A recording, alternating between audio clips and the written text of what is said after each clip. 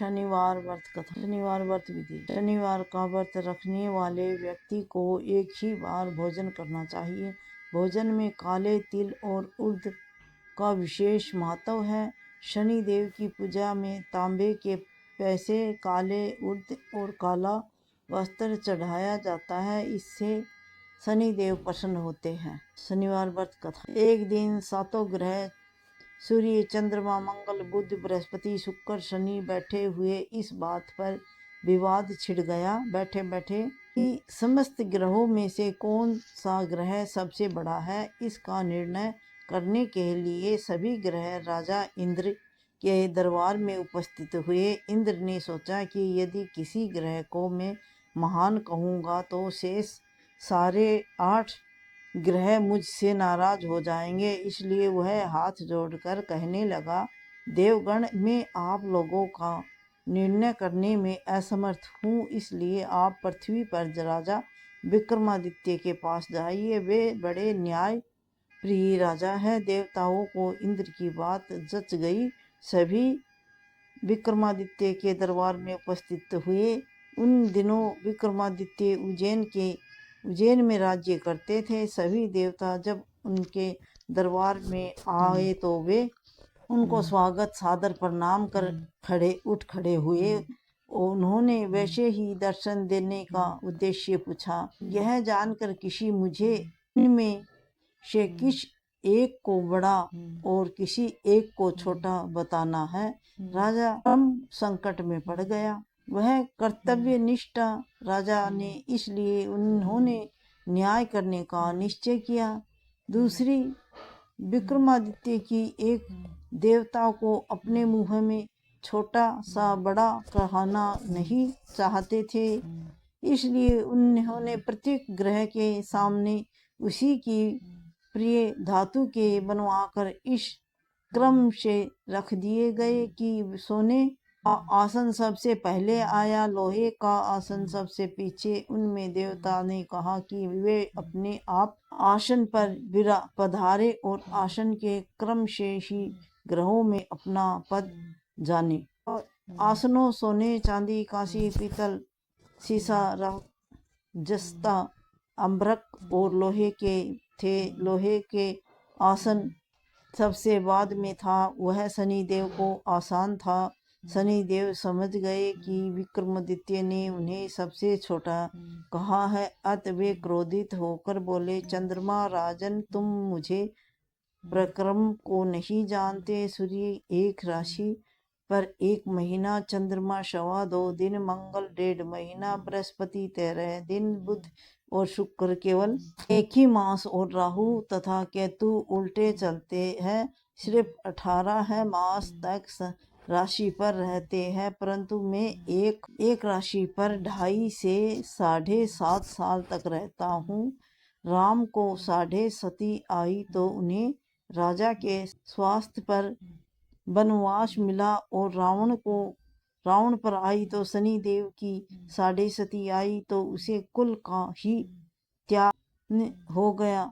अब तेरी बारी है। ऐसे कहकर शनिदेव वहां से चले गए। समय अनुसार राजा विक्रमादित्य को 7.5 आई। तब शनिदेव घोड़े का सौदागर बनकर उज्जैन में पधारे। उसने मायावती घोड़े बहुत ही भयंकर भाव से राजा ने घोड़े के सौदागर के आने का समाचार सुना तो अश्वपाल को उन्हें देखने के लिए भेजा। उन्होंने घोड़ा में एक घोड़ा इतना सुंदर था कि राजा की तबीयत उसी सवारी करने को ललचा गई। राजा जैसे ही घोड़े की पीठ पर बैठा, वैसे ही घोड़ा हवा में बातें करने लगा।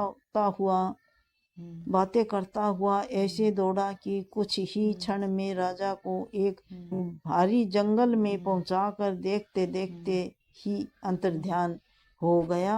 अब तो राजा विक्रमादित्य जंगल में मारे मारे फिरने लगे। भटकते भटकते वे एक नगर में पहुंच गए। वहां उनकी भेंट नगर सेठ से हुई। सेठ ने उन्हें भूखा प्यासा देखकर खाना खिलाना और पर एक और बैठा जाना। एक दिन शनि महाराज की कृपा से उस दिन सेठ को भूखा आदमी हुआ। सेठ ने राजा को भाग्यवान पुरुष समझकर अपने वह रखने का फैसला किया। सेठ राजा को अपने घर ले गया। जिस समय राजा ने भोजन कर रहा था, उसने कमरे में खूंटी पर एक नौलखा हार टंगा था। राजा की जैसी ही उस पर नजर गई, खूंटी उस हार को देखते देखते ही निगल गई।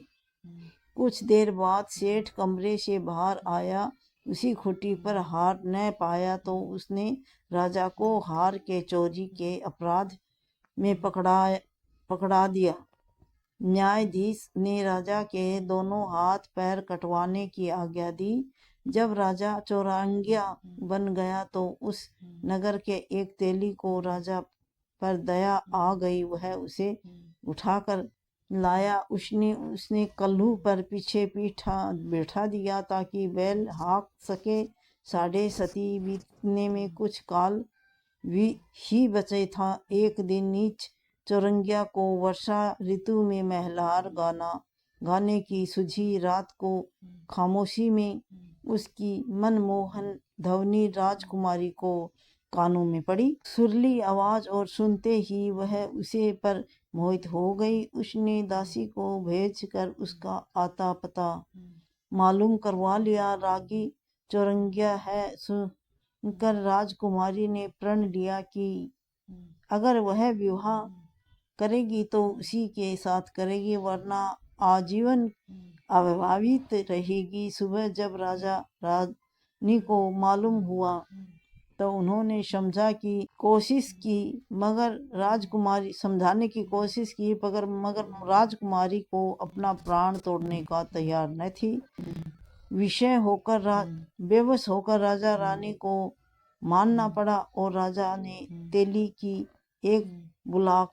को बुलाकर आदेश दिया कि वह चौरंगिया की शादी मेरी लड़की की साथ करने का इंतजाम करे। राजा बेबस तेली को चौरंगिया की शादी में लड़की के साथ करने का इंतजाम कर राजा बेबस तेली को चौरंगिया की शादी का प्रबंध करना पड़ा। राजकुमारी और चौरंगिया का विवाह कर दिया गया। वह 7.5 की अंतिम राशि थी। उस रात के आधा बीत चुका था। चौरंगिया को शनिदेव का सपने में दिखाई दिया और बोले, राजन, तुमने मुझे छोटा कहने का दंड पा लिया है।